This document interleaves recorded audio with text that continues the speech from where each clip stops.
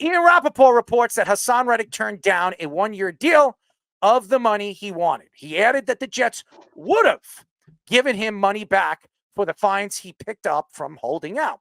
Reddick fired several members of his last agency and was even threatening to retire if he didn't get his deal. Adam Schefter reports that Drew Rosenhaus has been hired as his new agent. Rosenhaus has said that he wants to make Reddick a Jet for many years to come.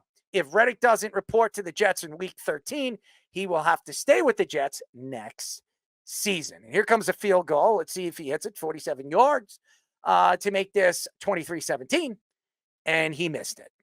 So there you go.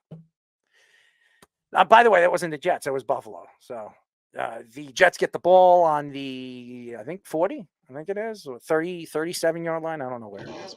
It's close to that. Anyways. Missed an extra point also tonight. And keeping the Jets in it with that Hail Mary at the end.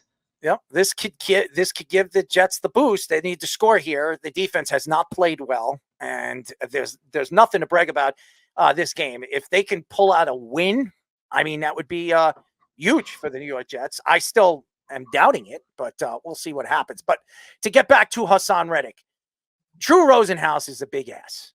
Okay. Anybody that knows Drew Rosenhaus, he loves to come out and he loves to speak in front of the cameras. This is who he is. He's on radio shows. He's all over the place. I respect him for that because he's not afraid. He doesn't fear anything he has to say, and he protects his clients, and he makes sure that his clients get the most for their buck. He is the who do we talk about in baseball that loves to Mr. Boras. Yes, Scott Boras. So, he's very comparable to Scott Boras when it comes to baseball. He speaks, he loves to be in front of the camera, and he knows how to get the most out for his clients. The problem right now with Haason Reddick is you bring Drew Rosenhaus in this, and Drew Rosenhaus says he wants him to be a Jet for life. No, he doesn't. No, he doesn't. He wants his client to make the most money. So what is he going to do? He's going to make sure that if it's not the Jets, it'll be the Lions. If it's not the Lions, it's the Giants. Whoever is going to give him the most money.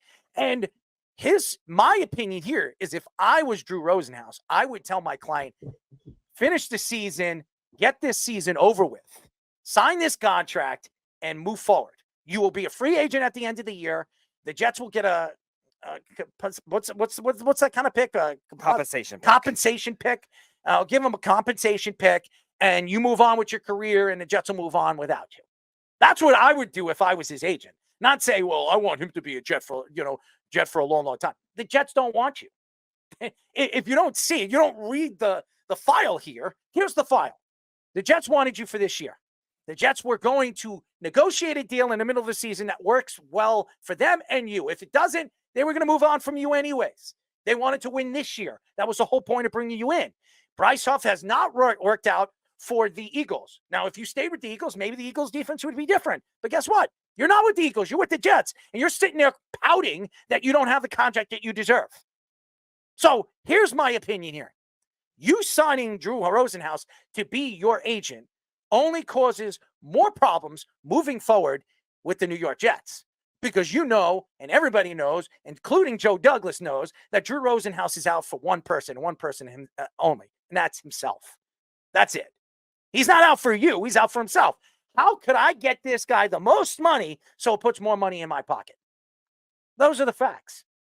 Now, I respect Haason Reddick for his own opinion to what he is and what he's worth. But guess what? What you believe you're worth is not what everybody thinks you're worth. And as far as I'm concerned, you're 30 years old. And you're not going to get that contract that Von Miller got. Because you're not Von Miller. Von Miller won a Super Bowl. You did not. You went to a Super Bowl. You didn't win. And that's the fact. And Von Miller actually showed up to the Super Bowl and had, 2.5, 3 sacks in the game. So my opinion to Haason Reddick is, just sign the damn contract. Finish the season with this team. Win or lose, you don't have to be here next year. You're going to get your contract. It's not going to be what you think it is. But, hey, if you think that you're going to get that money and you think that Drew's going to get you that money, by all means, go out there and get it. But you're still owned by the New York Jets.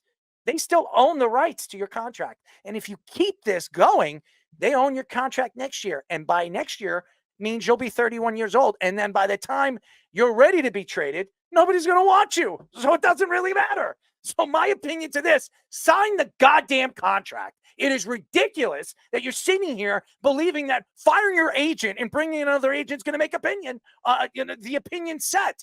The opinion is you have made a big mistake. And the fact is, it doesn't matter if you sign or you don't. The Jets win anyways. So you lose. And so does Drew Rosenhaus. Case closed. Yeah. Game over. It seems like a last-minute leverage point to get a longer-term deal somewhere. I think he's already given up on the fact that he knows he's not going to get it from the Jets by making this move. I think the Jets giving him that 1 year, the money was undisclosed, but the Rappaport report said it was something in the range of what Reddick wanted for a 1 year deal. And that was ultimately going to be Joe Douglas's compromise. He was going to never give in, because he's stingy. He's smart and knows what he's doing when it comes to these types of deals and not overpaying players. Because we've seen previous Jets GMs be the opposite, overpaying Tremaine Johnson and Wilkerson. You were talking about before, but when he got hurt, got a big contract and was never the same. Big bad contracts like that. Le'Veon Bell, who was still the same thing, held out for an entire year with the Steelers. So they know, the Jets know that all too well, how that ended up going. And they want to avoid that same kind of thing with Reddick, and they're not giving in at this point. I think he's just leveraging himself for next year. He might end up signing a pity deal just to play a little, but it's not really going to make a difference. So I actually disagree slightly, Speedy. There's new rules in the CBA from when Le'Veon Bell did this to try to prevent something like that from happening. If he doesn't sign by week 13, his contract rolls over to the next season, and he's under the same contract.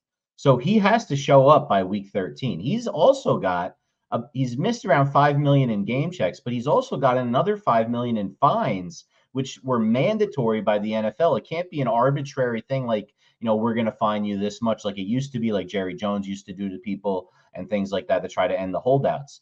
It's a really nonsensical holdout, which is why it's perplexed so many people. He's not using logic. That's why CAA got rid of him. And Rosenhaus, he knows he's still a valuable player, so he can get a little money out of it.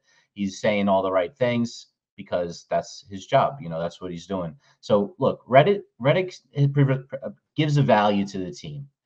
They need an edge rusher. If they win tonight, maybe that's what they decide to do and just load up. Give them bite the bullet, give them the contract, maybe defer money through a fourth year. I'm sure they have ways to do it. That's not what they want to do. But Woody looks like he's going to be calling the shots on how this goes based on how he went out publicly to make sure this happened, how he publicly said it was all him firing Saleh. I think Woody's not going to tolerate it. And if the Jets don't come back in this game, even though the Bills are giving them every chance, and it is a weak AFC East. Right. Looks like Breece Hall is almost in. He had a good run. So they're a first and goal right now. So hopefully they don't screw this up. How about bringing Allen in and letting him pound this in? That would be the smart thing to do. I mean, we'll see if the Jets are actually smart enough to do something like that. I'm just saying. I'm not watching it super closely because we're doing the show, but I watch everything super closely.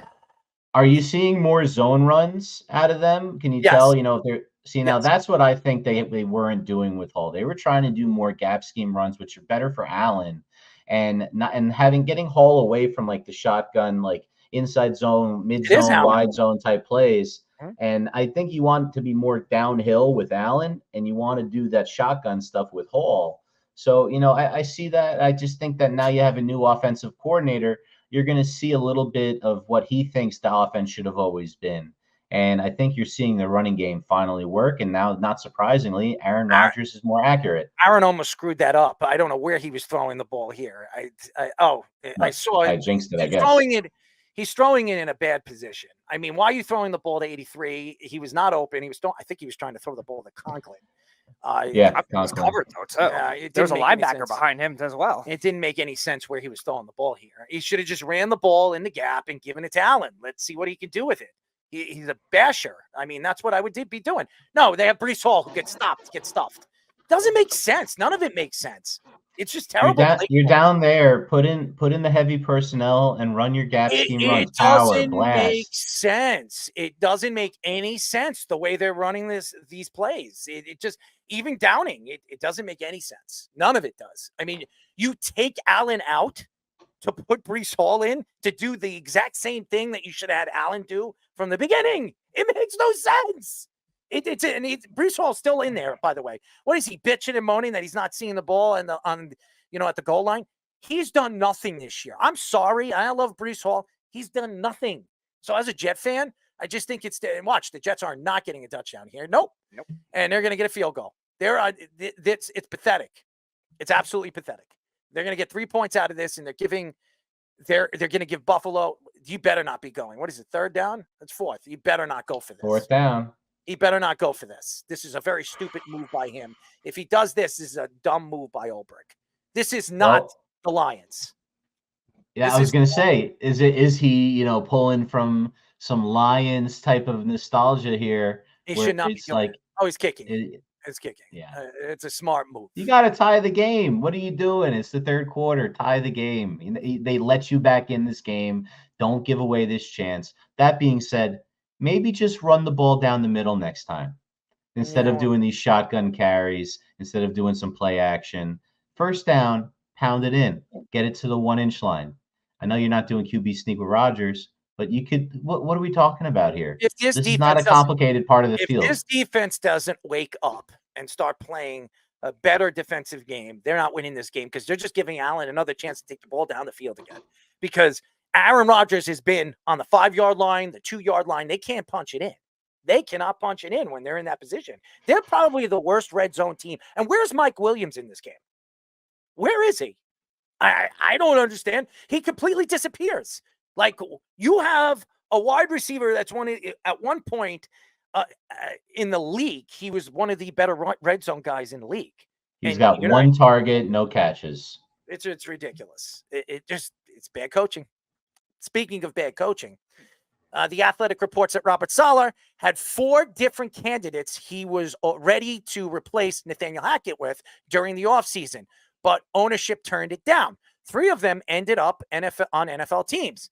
Luke Getsy on the Raiders, Arthur Smith on the Steelers, and Kliff Kingsbury on the Commanders. Saleh's main priorities were Kingsbury and also Eric Bieniemy, who was also hired by UCLA after Chip Kelly left for Ohio State.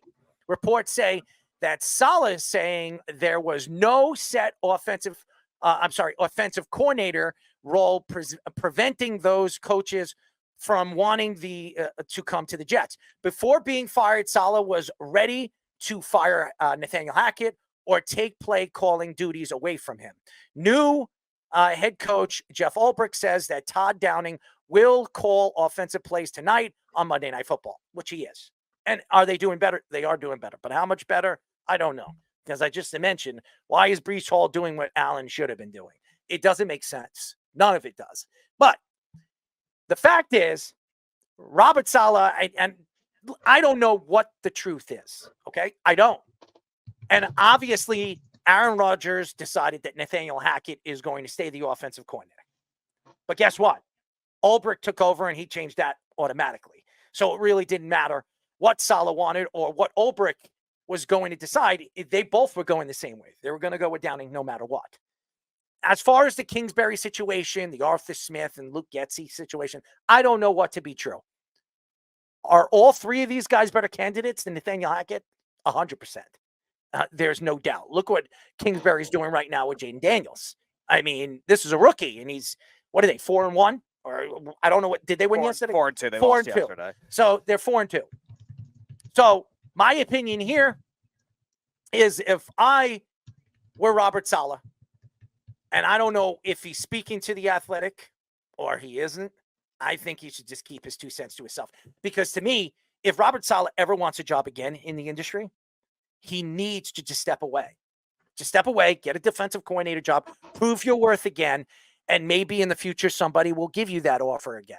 But right now, you go and speaking to The Athletic or speaking to somebody else that's getting to The Athletic is only putting you in a position where you look like you're sour about what the Jets did to you. The fact is, you haven't done your job. You didn't do your job. You failed. You lost more than you won. They hire you to win. They're paying you to win. You are on Hard Knocks. All gas, no brakes. Did you not say that? Do you not believe that? You saying your goodbyes to the New York Jet organization and fans, you said on the bottom, all gas, no brake. But it's been all brake. And that's why Ulbrich is running that organization now as the coach. So here's what I'm going to say. With all the naysayers or the Jet guys that are all over social media saying whatever they're saying, and I'm speaking about the guys that are in the industry talking and speaking so high praise of the New York Jets. This team has been a laughingstock since I became a fan of this organization. I've sat here, made excuses for this organization over and over and over again. I do not believe Woody Johnson is a bad owner. I think Woody Johnson will open up his pockets and spend whatever it takes to win. Here's the problem. The problem is where you look at the coaching and the GMs that they've brought in. Now, I think Joe Douglas has done a great job drafting and putting this team together. He's made the wrong decisions in the worst times. You went after Zach Wilson when you had Sam Darnold. You could have won with Sam, but you thought Zach Wilson was your guy. Zach Wilson's now sour. He's over there in Broncoville laughing it up because he's a third-string quarterback and throwing your organization under the bus on some of the things that you did to him when he was there. And now, when your organization isn't, your back's against the wall, you bring in a guy that has thrown your team under the bus after the fact he leaves or gets fired. When is it going to end? When is it going to end where this organization isn't the laughingstock? I'm still a Jet fan. I want the Jets to win so badly, I can taste it. But here's the problem. This is an organization that has always tasted something, but never get the taste out of their mouth. It's always sour. The taste never goes away. It never goes away. It's always sour. Here. I rest my case. Reed makes a terrible, penalty, gets a terrible penalty, and it puts them in scoring position. This is the Jets.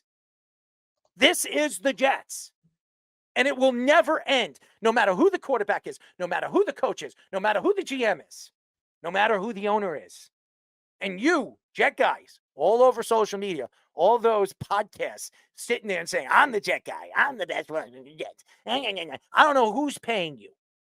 But here's the facts. You can preach and say whatever you want about this organization team. You can interview whoever you want from this organization or this team in the past, present, or in the future. The fact is, if you are a real Jet guy, you would understand that this organization has been under the turmoil and the word turmoil since the day you were born. And that's all I'm going to say about that. Robert Saleh saying that he would have hired this guy and that guy, who cares? The fact is, you failed. You're done. You're over with. You're never getting a job again, probably in the NFL as a head coach. You are Adam Gase. You are Adam Gase. Because you proved to the Jets that you can't run an organization. You can't believe what you say you believed. And that's all I'm going to say about that. I'm not butthurt of Robert Saleh. I think Robert Saleh is a good guy. I never met him before, so I can't judge him as a person. He sucks as a coach. He is a terrible head coach. He's a great defensive coordinator, terrible head coach. And I don't think he is one of those guys. He's one of those defensive, offensive coordinators that'll get a job and will be a great coordinator, but never be a good head coach. He's not a leader when it comes to a whole football team. Unfortunately, he just is proven to me as a head coach that he has failed, no matter as the head coach of the Jets, or he would have failed wherever he went. He's just not the guy. He doesn't know how to call offensive plays. He made excuses, and that's it. This is an excuse. I don't know what it is. I don't know what he's trying to do. I don't know what the Athletic is trying to say. I don't care. The fact is, you're no longer the coach anymore. Walk away and go on your merry way, and we'll see what this team does, because we already know what this team's going to do. It's something, they're going to fall flat on their head. Until proven otherwise, that's what I'm going to believe. As a Jet guy, as an analyst, and I can contradict myself anytime you want. And yes, Keith, you could say I contradict myself all the time. I don't believe I contradicted myself of what I said about the Mets. I said I don't want to play the Mets. I did say that. I don't want to play the Mets. But are you afraid of the Mets? No, I'm not afraid of the Mets. No. Because no matter who wins, it's a New York team. I am a Yankee fan. I don't fear that the Mets beat the Yankees. The last time they met, the Yankees beat them. But I don't want to play the Mets because they're hot. That doesn't mean that I'm worried about the Mets. I don't want to play them because to me, I'm a Yankee fan. I don't want to see the Yankees. But again, if it doesn't worry me that the Yankees are going to lose to the Mets if they lose. It's the way this is sports. There's a winner, there's a loser. Get over it. Stop calling the show and trying to prove me wrong in anything I say, Keith. Because, Keith, I can slam you down on every stupid thing you've said. Every stupid thing you said. Didn't you pick the Jets to win the division? By the way, Keith, didn't you bet on the Jets going to the Super Bowl and winning the Super Bowl? Now all of a sudden you think they suck. Now you say this, oh, they suck. Yeah, go Bills. Meanwhile, in the beginning, you were all about the Jets. Get off it, Keith. I don't throw you under the bus in anything that you say. There are things that you say is just completely pathetic and bogus. And that goes for everybody. I'm not going to sit here and lie to you. I'm real. And if you think you're going to call me out on my show, it's not going to happen. Not as long as I can speak. And I'm not going to be thrown under the bus that I said something when I didn't say it the way you said it. I might have said something of those wrong. I never said what you said I said. So, and I know what I said because I said it. Yeah, that's good. That's good. A little riff right there, Speedy. I don't know about you. I was throwing. I mean, it stuck. Did it stick on you? And it wasn't intended for me. I mean, if you open your mouth, it might stick. You know. I'm gonna not test that theory. I'd rather not be a guinea pig for your germs.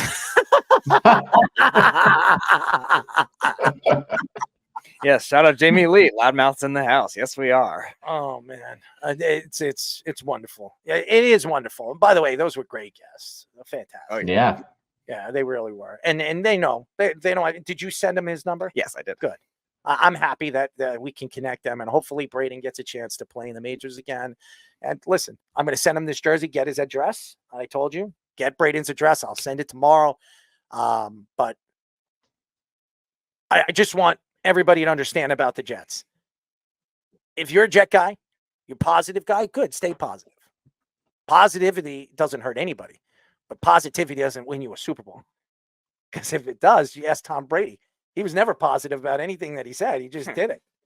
He just went out there and said it. That's it. There was no positive notion to it. He says, all right, I'm going to go out there and prove it. So go out and prove it. I'll give you something I'm positive about. I'm positive there's no Super Bowl winner in the AFC East this year. These teams are back and forth. This is not great football. They're not playing defense right now. And then other times, the offense looks like they're confused when they get to the red zone.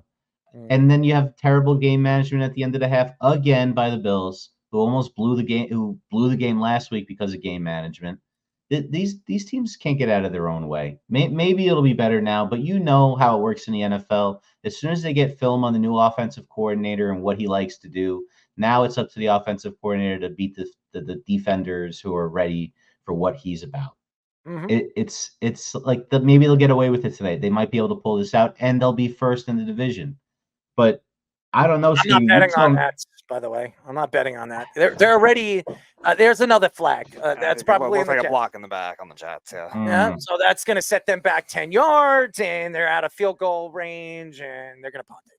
So this is very Jet-like. I mean, I've said this many, many times. Stupid flag, stupid play calling makes them. It puts them in a bad position to fail. And by the way, it was on Buffalo. No, it was on Buffalo. Okay, wow. So. It was on Buffalo.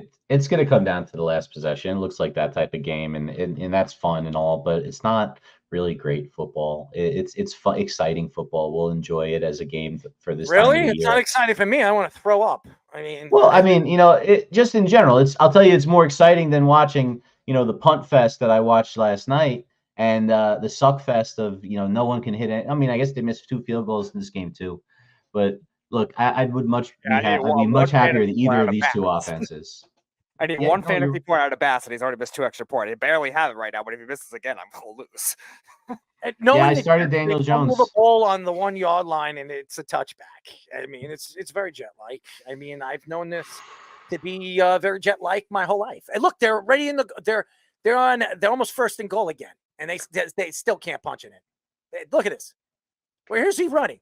Where the hell is Breece Hall running? I mean, he's running backwards. What are you doing? I mean, come on, dude. He's got Catch 100 the ball yards and throw today. Garrett Wilson's over 100 yards. Hair. It's looking beautiful on the stat sheet. Great. It's looking great, but they don't win. It doesn't mean anything. That's what I'm saying. I don't Downing's think better. that they're set There's up no right. doubt about it. Downing's a better offensive coordinator than Nathaniel Hackett. I mean, it's Well. not, you're not blind. I mean, you have to be stupid as a Jet fan to believe that Nathaniel Hackett's. I've never seen Nathaniel Hackett have a wide receiver and a running back have 100 yards in one game. I've never seen it as a Jet, that's for sure. So, I mean, this is the first time for me to see something like this in a very long time. But nevertheless, if you don't win, it doesn't matter, you know. And Lazard, he actually caught the ball. It's a miracle. He did catch the touchdown, the Hail Mary, but you know, he likes to drop the ball. This team likes to drop the ball. And now what? They're 1 yard, and Aaron's pissed off because, you know, he should have gotten the first down. So, Keith makes a comment. We said this earlier. You know, the Jets O-line's creating massive holes. Again, it's zone runs, which they weren't doing previously. But it's really hard to run zone when they are loading up the box in the red zone, in the goal line area. So guess what happens when they get to the goal line area? They don't know how to run the ball anymore. So we're seeing that happen, you know, kind of play out and live for us right now. Again. Look who's lined up back there again. Breece Hall. Let's see. And who scores? Who scores? Allen. I rest my case. But there's a flag. Oh, no.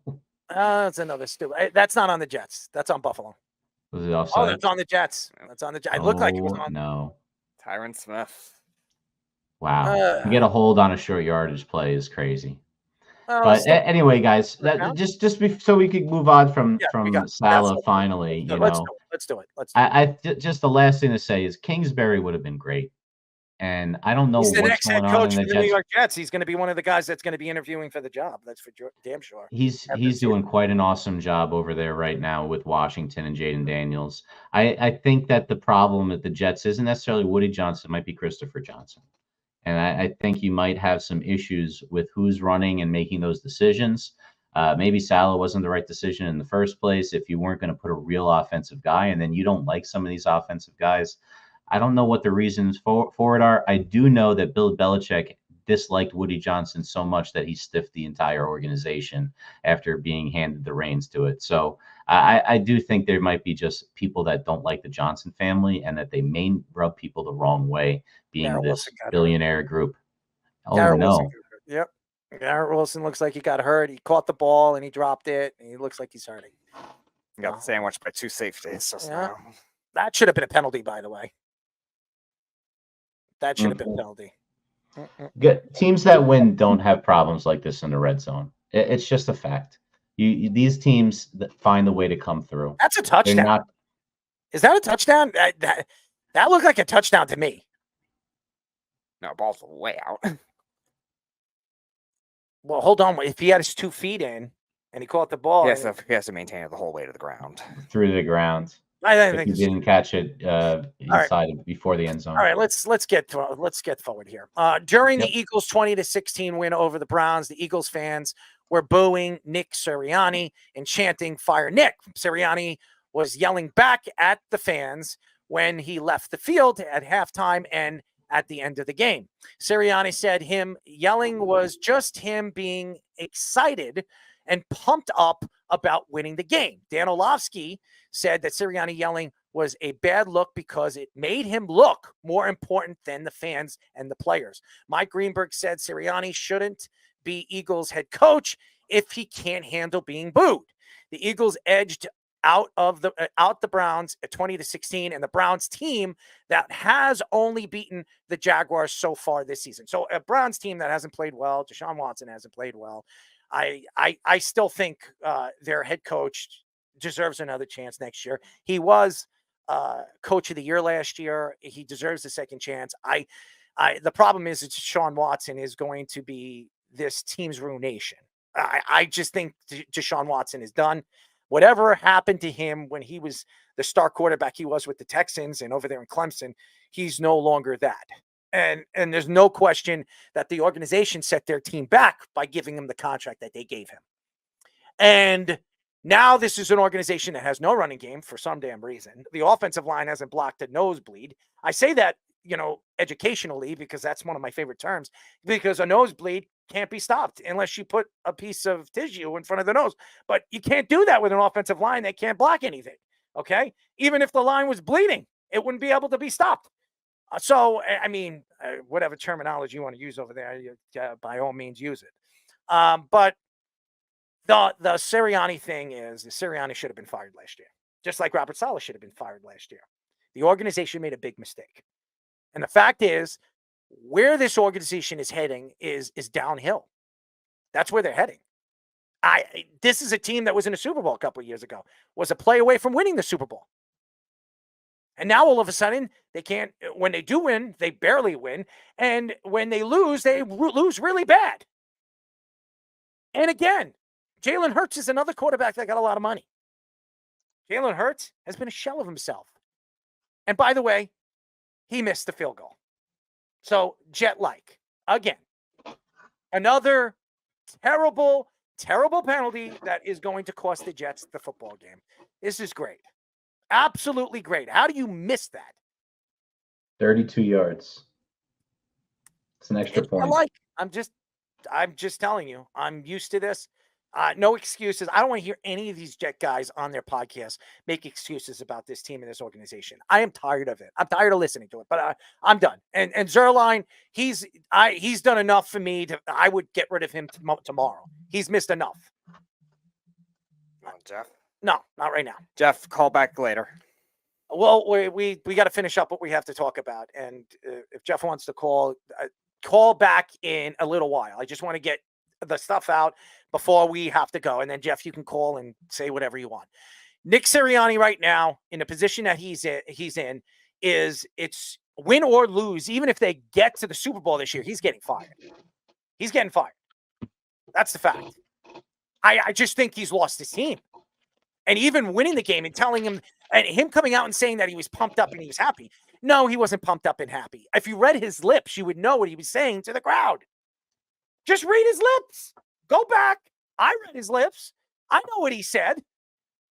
He can't handle the fact that the fans are going to beat him up and treat him the way they treat him. This is the Eagles organization. This is the Eagle fans. Everybody's come out and said that the Philadelphia fans are they're horrific, fans. They love to attack coaches, players, in the opposition. This is who they are. Deal with it. You knew you were crying on the field when you went to the Super Bowl when the national anthem came out, and now you've preached everything that you completely disagree with over the last couple of games, over the last couple of seasons. Okay, you preach togetherness. You preach that coaching is bringing the team together and making this believe as one, as a team. Well, guess what? Your team doesn't believe in you. Your fans don't believe in you. And you can't bring them as one because nobody believes that you can preach what you spit out of your damn mouth. You have failed as a head coach. And you'll never get a coaching job again. You had your chance to win a Super Bowl. You're not Doug Peterson. Doug Peterson will get another job even after he gets fired from the Jaguars. Why? Because he won a Super Bowl. You didn't even win a Super Bowl. Dan Quinn had to prove himself after that Atlanta debacle. But Dan Quinn is a great defensive coordinator.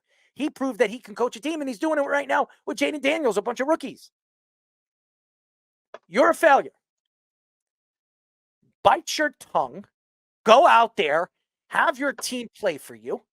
And if your team plays for you and believes in you, your fans will. But guess what? A.J. Brown don't believe in you. We've heard A.J. Brown on the sidelines say what he said. You can read his mouth. We've heard plenty of different things from the running game and Saquon Barkley when he stepped off the field. I think it was a game ago or 2 games ago, what he was saying on the sidelines, yelling across the field at Sirianni. Defensive players, Haason Reddick is taking shots at guys like, Sirianni and the other defensive coordinator that got fired in the offseason. This is a team that's in turmoil. They got talent. There's no question they got talent. Talent doesn't always get you where you want. How do I know that? I'm a Jet fan. And I root on the Eagles, too. That's my second favorite team. And you have a head coach by Nick Sirianni. And as far as Mike Greenberg's concerned, I love Mike. Stay out of this. Why are you bringing this up? Who cares? Listen, worry about your Jets. By the way, who you were so happy about Aaron Rodgers, 2 years ago? Now all of a sudden he's too old. He sucks. He's this, he's that. He's nothing but turmoil for the New York. Stop. We see what it is. And I'm not going to sit here and try to, beat around the bush. These guys are trying to, promote their product. And what their product is I'm going to create turmoil. Turmoil is going to sell to the public. And what I'm going to say is I'm going to say whatever comes out to my mind, even though it's not true and it has no meaning to what I believe, So the fact is the one thing I could say about the Eagles is I don't know if he can handle being booed. I don't think anybody can handle being booed by your own fans. Robert Saleh, do you remember what Robert Saleh did when his fans were booing him a couple of years ago? Remember? He was going to take receipts. Remember that? Did that make Robert Saleh look good? That's Robert Saleh. And I'm bringing up things that I've seen. Rex Ryan was there for 5 years. His final year, what happened? Rex Ryan, who's very loud and rambunctious, he usually says things that are funny. He said something that threw a loop. He said, listen, if you don't like if you don't like sitting and watching this team, then don't come. Don't come to the arena. What did that do? That stirred up a lot. And why he got fired the way he got fired is once you bring up the fans, once you say something or you beat around the bush and try to throw the fans on the bus, you're done. Because the owner's not going to sit to that. The fans are what pays the bills. The fans are the ones that come into the stadiums and spend $5s and $10s and hundreds of dollars. It is what it is. And Nick Sirianni just packaged himself out of the Philadelphia Eagles. The only reason why he's not getting fired is they're winning right now. If they lost, he's fired. If they make the playoffs, he's fired anyways. It doesn't matter. He's done. He mailed himself by saying what he said and doing what he did on a football field. It doesn't matter who the coach is. It doesn't matter who, I'm sorry, not the coach. It doesn't matter who the GM or who the owner is. The lighting's right on the board.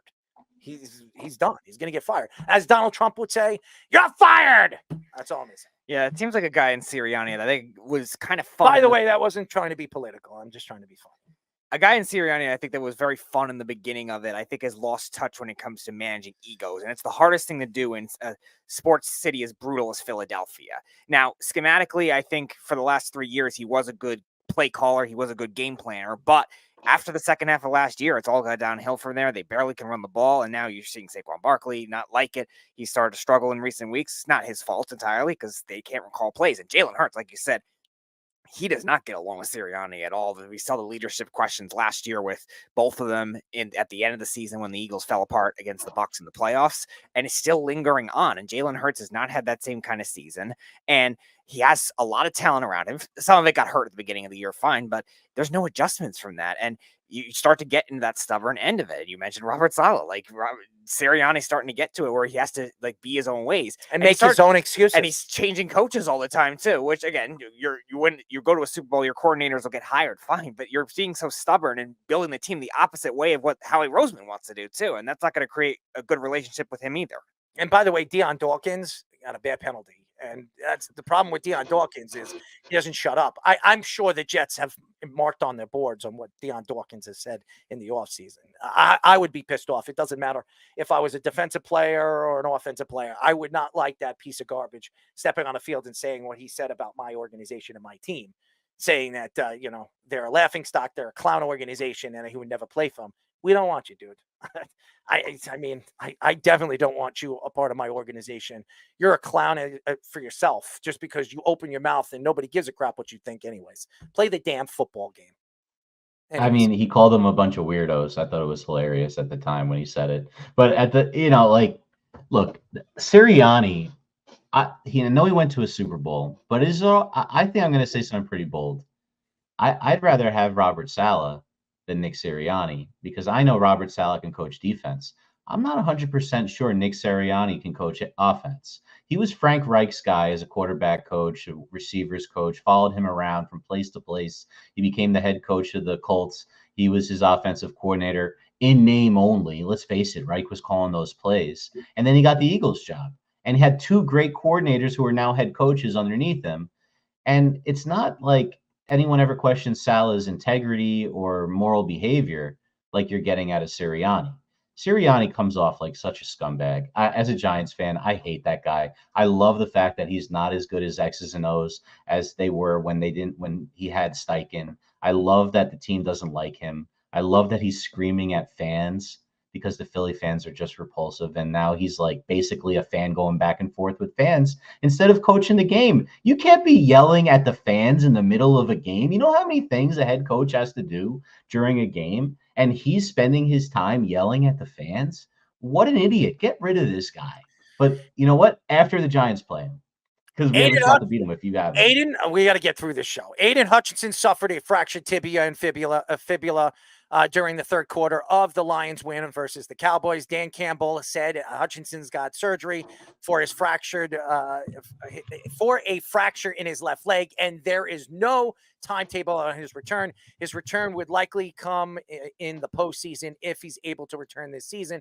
NFL insider Mike Sando reports that Haason Reddick and Jadeveon Clowney are two names of the Lions are interested in the offseason. Max Crosby and Trey Hendrickson are two other trade targets that could be realistic for the Lions if they want to swing at the trade deadline. Hutchinson had 19 tackles and a league-leading 7.5 sacks this season. It's a shame. I didn't get a chance to see it. I heard about it. A lot of people are speaking about it.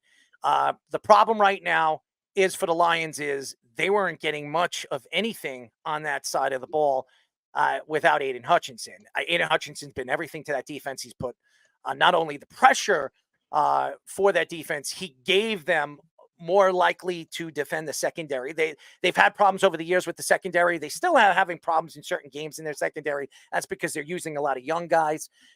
The front seven has played better when he is in the lineup, but again, losing Aiden Hutchinson really causes a lot of problems on that side of the ball. Unfortunately, the Lions have not played the best football all season long, offensively and defensively. So right now, if you're a Lions fan, and by the way, he dropped the ball, the Jets are just so sly. It's terrible to watch this team. But the way it happened and what happened to his leg, on what I've heard, do you have it? Are you going to put it up? Give me like 90 seconds. Okay, so I never saw it, but I've heard many people tell me that it was disgusting. It was horrible to watch.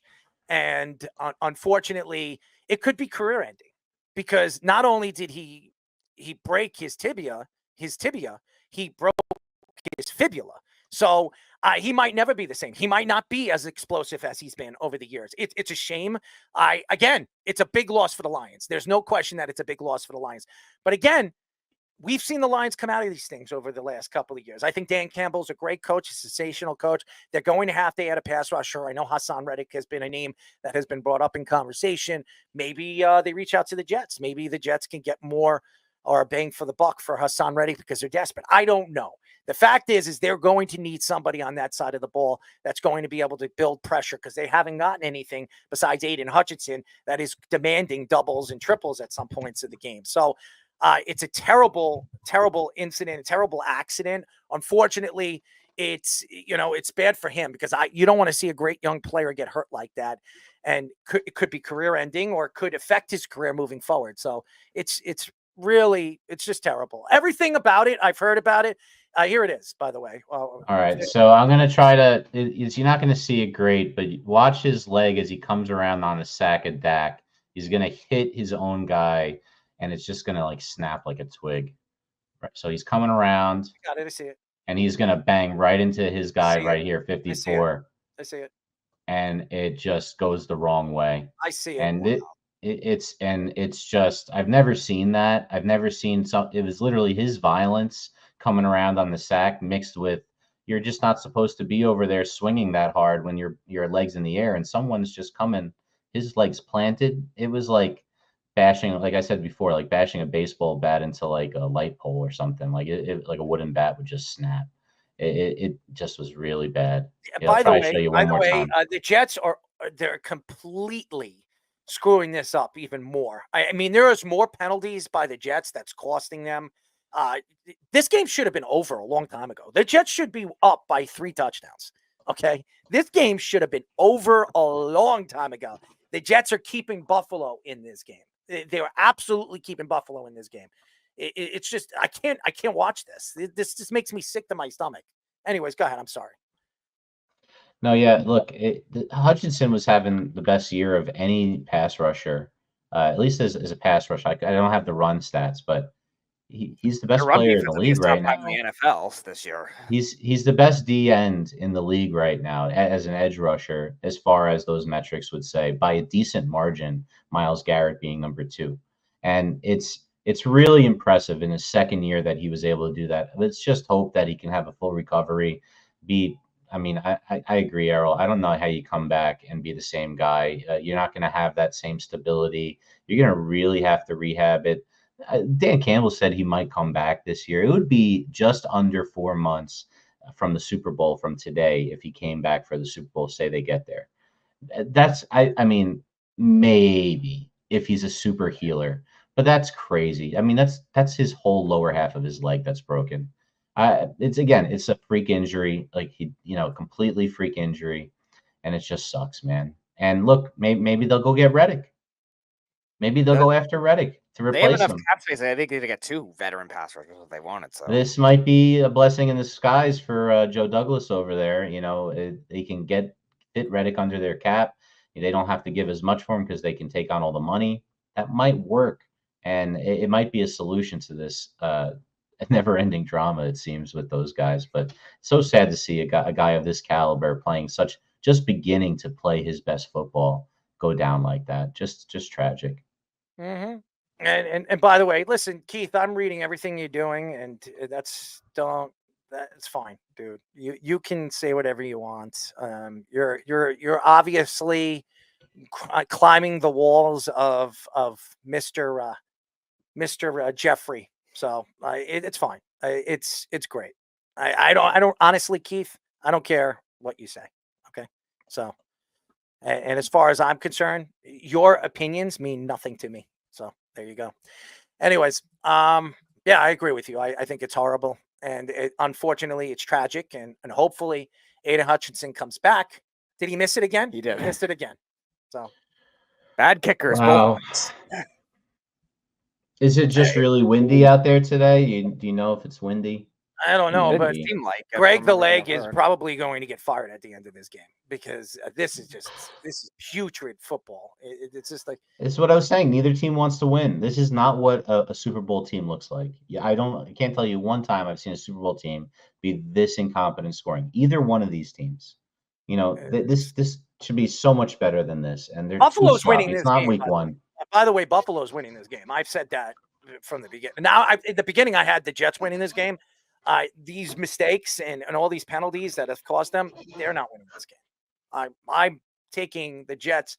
I'm taking away me taking the Jets at the beginning of the game. I have the Jets losing this game. So, unfortunately, this is just a horrible game. To watch this game just makes you sick as a Jet fan. Mike McDaniel said that Tua will return again this season, and he thinks he will come back even better. He added that he wouldn't rule out Tua playing in Week 8 versus the Cardinals when he is eligible to return from his IR.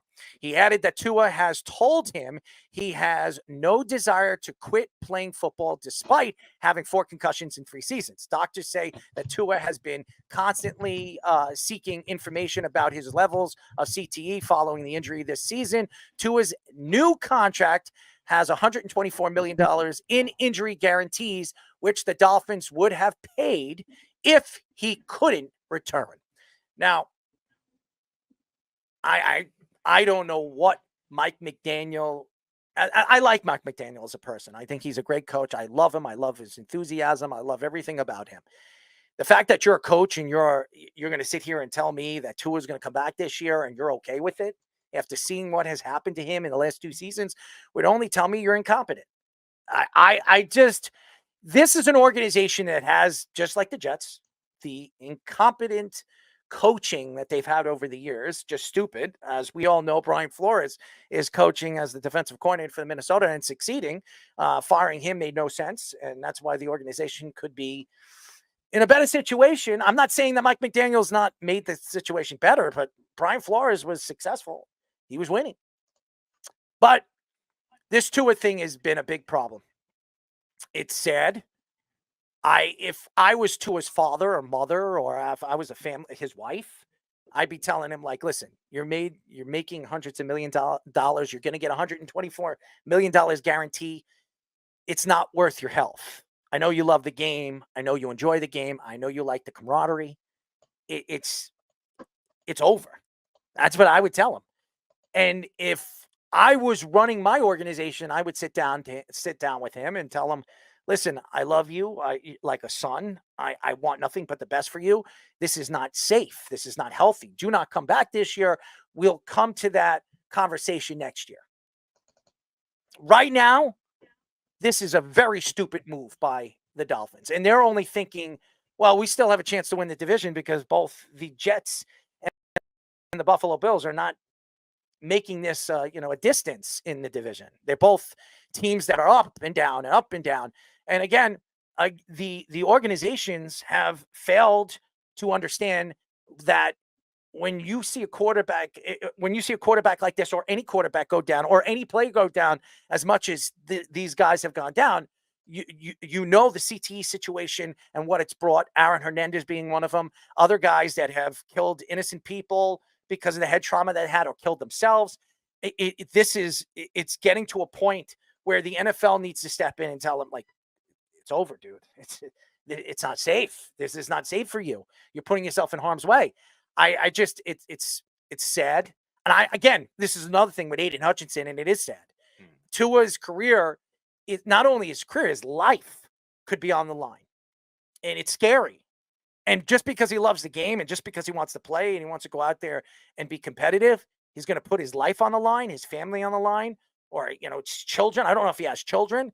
I mean, this isn't safe, and he should not go back out there this year. At least wait the season and decide what you're going to do at the end of the season when when the organization figures out what is best for you and what's best for the organization. I think this is a terrible move by Tua. This is a bad move by Mike McDaniel, coming out and saying that he's going to come back better. Of course he's going to say that.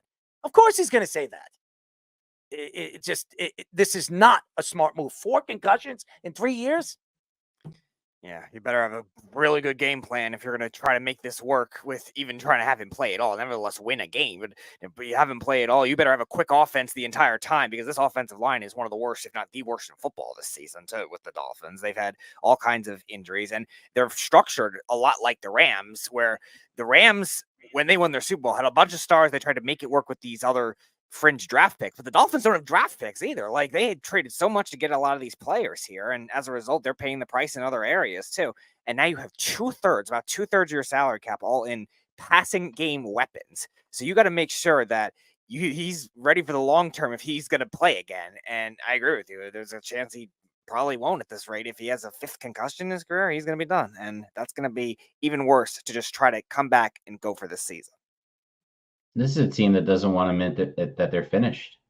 They don't want to admit that their entire system of, spending money on the shiny instrument, Tyreek Hill, and pairing him with Jalen Waddle and paying them was the smart decision. They didn't allocate money to where they needed it. They needed to protect him with the offensive line. They didn't do that. And it's a huge mistake. And now they don't have a quarterback that can get the ball to their shiny instruments running these designer routes. Look, if you can't get the ball to Tyreek Hill, You shouldn't be playing in the NFL. That guy's open all the time. It doesn't make sense that they couldn't get it to him. And Skylar Thompson, I don't think anyone ever really thought that guy was much even that competent of a backup. And now they're going to Snoop Huntley, who's still in the league. I don't know how old he is. He feels like he's been around forever. And I don't see him every time he comes in. I don't see him with that many passing yards. He's a mobile guy and everything, but they can't get it to these really good receivers. Not great. It's not the type of guys that you want. You want to be able to ground and pound and do play action with a guy like that, and every once in a while catch him off guard with his speed. That's not the kind of offense. You wanted a pocket passer like Tua. You got to make a pocket. Well, you need a left tackle. You need a center who can help prevent A-gap pressures. That's what you need, and they got didn't do rid of that. two of those guys this offseason. I think That's Hudson right. and Connor Williams. You're not going to pay for the guards. Like, what are you doing? Like, that's the number one thing you needed to do was protect this guy. And now, if he comes back, he's risking his entire future. I don't want to see this guy looking like Muhammad Ali did the last bunch of years of his life when he's in his 30s. Because that's what we're really talking about. He had concussions that looked worse than anyone else's concussions that I remember. How many concussions do you see that guys have their hands go stiff and you like black out, but like your eyes are open? Like he had to be carted off. It was the scariest concussion I've seen live on television. And I've seen a lot of concussions as a football coach. I see it all the time. I've had a handful of kids get a concussion this season. Most of them you don't even see when they happen because, and the kid, they don't look right. It's not something where it looks so bad that we're saying these things on the radio right now. This guy shouldn't play anymore. It's pretty obvious he shouldn't play anymore. And he definitely shouldn't play for a losing Dolphins team that's not going to protect him. They got to wrap this thing up and trade away those pieces. Tyreek Hill should be on the move.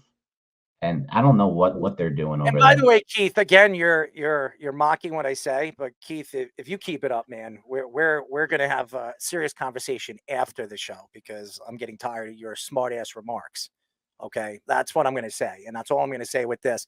Keep it up, Keith, because I'm getting really tired of your bull crap. That's all I'm gonna say. As far as McDaniel, I do like McDaniel, and I'm not mocking McDaniel. I just think as a coach, you step in and you stand for something. And by the way, Brian Flores has been he was a pretty good coach over there in Miami, and I think he would have had just as much success as Mike McDaniel has had so far. As a matter of fact, I think he has. But when he was there. Now, we got one more story to get into. The Yankees, it looks like the Jets are going to choke. Here we go. Josh Allen, they're going to punch it in and the game's going to be over. So I expected this to happen going into the fourth quarter. Actually, going into the second half, this is very Jet-like. The Jets have choked and they're going to continue to choke this season. It looks like they've just completely given up. The Yankees advance to the ALCS with a 3-1 series with win over the Royals. The Yankees bullpen did not allow an earned run in the series. Giancarlo Stanton had 6 hits and 4 RBIs in the series, including a home run. The Yankees will start with Carlos Rodon tonight, which they did. Garrett Cole in Game 2, Clark Schmidt in Game 3, and Luis Gil in Game 4 versus the Guardians. Here it is. Touchdown. Nope. He should have. The Mets advanced to the NLCS with a 3-1 series win over the Phillies. Mets pitchers got 38 strikeouts in 4 games in that series, 9.5 per game. The Mets have 45 wins, including the playoffs when losing after 7 innings, most in the MLB. The Mets lost 1 game of the NLCS against the Dodgers 9-0. They won today 6-3. I think it was 7-3. I'm sorry. Here comes the field goal. This is definitely going to be punched in. It doesn't matter if they got it. It actually makes it better that they're moving back and it's not close. So it doesn't really matter. They're going to punch this in. There's 3 minutes and 46 seconds left. Are you going to trust Greg the leg to actually punch the ball in? We've seen him miss it how many times tonight? And did we against the Broncos when he had a chance to win the game? It's just pathetic. I don't trust Greg at all to even tie the game. And if Ulbrich, and I call him Old Bitch because it seems like that's what he's going to be. It looks like he'll fail as a head coach like Robert Saleh. Can't find a way to pick that or buy the win. The Yankees I did not expect them to beat the Royals. I admit it. I did not think they had any chance against the Royals because I didn't think they were fundamentally better than the Kansas City Royals. They've lost against fundamental teams over the years, teams that are better defensively, have better bullpens than they have. Now, the Yankees bullpen pitched very well, but again, and I know he likes to talk about Clay Holmes and everything. Clay Holmes, besides the last, month of baseball, he was horrible. He lost his closing job, okay? So I don't want to hear it. I had the Yankees beating whoever they played in the ALCS if they got through the Royals. I think they beat Cleveland and beat Detroit. I'm not worried. I don't want to see them play the Mets, but I'm not worried about the Mets. I'm not worried about Los Angeles. If the Yankees get into the World Series, they haven't been in the World Series for how long? I mean, I'm happy that the Yankees are in the World Series. At least they're playing for a championship. And if the Mets beat them, so be it. The Mets beat them. All right? As far as I'm concerned, the Yankees deserve to be here. The Yankees earned to be here. Now, Aaron Boone wants to prove that he is better than what everybody thinks he was or is. Go out there and win a championship. You win a championship, no Yankee fan can say or will say that you can't win the big one and you're not a champion. You went out there, you did it, and that's all that matters. And it doesn't matter what anybody else thinks. Yankee haters, Yankee fans, or Met fans, or Boston Red Sox fans, just go out there and win, and everybody will shut up. That's all it takes is winning a big championship here in New York, getting that 28. Joe Girardi was trying to wear the number 28 all those years before he failed, and it never happened. Don't wear your 28. Don't do anything. Go out there. Be the manager I have always thought you were. I think you're one of the best managers the Yankees have ever had. And you can say whatever you want. That's my opinion. I think the P's and the Q's, anything that you have done over the years, there are some stupid things that you've done, but a lot of managers do stupid things.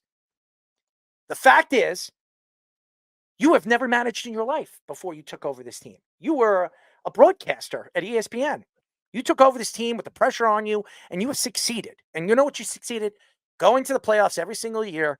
And yes, you failed. You also bumped into a team that cheated, that maybe you win a World Series that year. Maybe everybody would take the conversation out of the closet on who you are and what you're all about. Just go out there and win. That's all that matters. If Aaron Boone does that, I think Jet fans. I think Yankee fans or any fans will just shut up and just stop with the moral abuse that he has had over the last couple of years. As far as the Mets are concerned, the Mets deserve all the accolades, where they are right now and where they could be in the future in the next couple of weeks. Lindor's hot. Alonso hit big shots. Mark Vientos is a young powerhouse. I mean, there's nothing bad to say about this team. I mean, they're ahead of schedule. Don't go out and spend money in the offseason no matter what. Go and spend it on the players that are there. Give the team a little boost. Don't go out there and overspend for nothing. You have a chance to win this year. You'll have a chance to win every year. I do think they are built for a longer series. I game one was a bad blemish, but Jack Flaherty pitched well. He's a good pitcher. And the Mets were they had the layoff, and that kind of thing is eventually was going to happen to a team that was just streaking and riding the momentum against a rival. And game two, they bounced back nicely. And you mentioned Vientos, he's been the most consistent hitter all playoffs for the Mets. And I think they have the bullpen that's versatile, the starting pitching that could pitch in the bullpen too. And that's what I like in this series for the Mets. As far as the Yankees, I agree with you, Errol. I think this is a good matchup for them because the Guardians' starting depth concerns me. And you saw them take the Royals starting depth to longer outings where they didn't have to go as long into the games. 90 pitches in the 5 innings. I think Reagan's was the only one who went into the 6th inning. And Cleveland, it's not the same starting depth as it was 2 years ago when they played and Guardians almost won. So I like the Yankees as well. I like the Yankees for the reasons everyone's saying. I don't think this Cleveland team has enough offense. Jose Ramirez didn't have his best season this year. He's still a great player. Lane Thomas was a great trade deadline acquisition. But again, these are just guys that would be somewhere near outside of Ramirez, of course, it would be near the bottom half of the Yankees lineup. The Yankees have a great lineup. They're getting healthy at the right time. The bullpen looks great. Clay Holmes, as a setup man, I'm okay with if he can pitch like this. I never really liked him he had some really good stretches as a closer, but I always thought he had this stuff more of a setup man. And the way Luke Weaver's pitching, which is just the Yankees just find these guys, kind of like how they found Holmes. Luke Weaver's untouchable right now. He's got a great changeup. He's kind of a slight guy. He's not that big, and he just really is just having his way with players right now. So the Yankees have it going. I don't think that even if it has to go longer, I don't think the Cleveland Guardians can keep up with them. The Mets, though, this is a real interesting series because the Dodgers are not at 100%. Their offense, Freddie Freeman has not looked healthy at all out there. He had to take a game off in the previous series. He's not the same guy as they're expecting. But Mookie Betts is Mookie Betts, and Shohei Ohtani is Shohei Ohtani. So this is a really tough lineup to get through. If Flaherty's going to pitch well and Yamamoto pitches well, that's a tough thing to handle. But they don't have the depth. The Mets have had all these heroics. It's very up in the air. The Mets have to do it. I think Viento's kind of a butcher at third base, but I love the way he's hitting. I think he's doing some really nice things. The grand slam today, the clutch hitting in previous series, and then the race to get the playoff spot. They have a nice young core. Nimmo's a really good player. They've done a lot of good things. It might be a Subway Series, guys. I actually would lean towards that right now. And I don't think anyone would have thought that was happening back when what's his face? Was it Lopez was throwing the glove into the stands? Yeah, Jorge Lopez. Yeah. That was this season. That was mid-season. And then he went to go sign with almost Mets manager Craig Counsell, I think, a month later. Pretty crazy that was this season. So the Mets have really gone everywhere. That's it. We'll talk about this on Wednesday. I'm pretty much done talking about this. Anyways, good night. We'll talk to you then. You're listening to the Worldwide Sports Radio Network.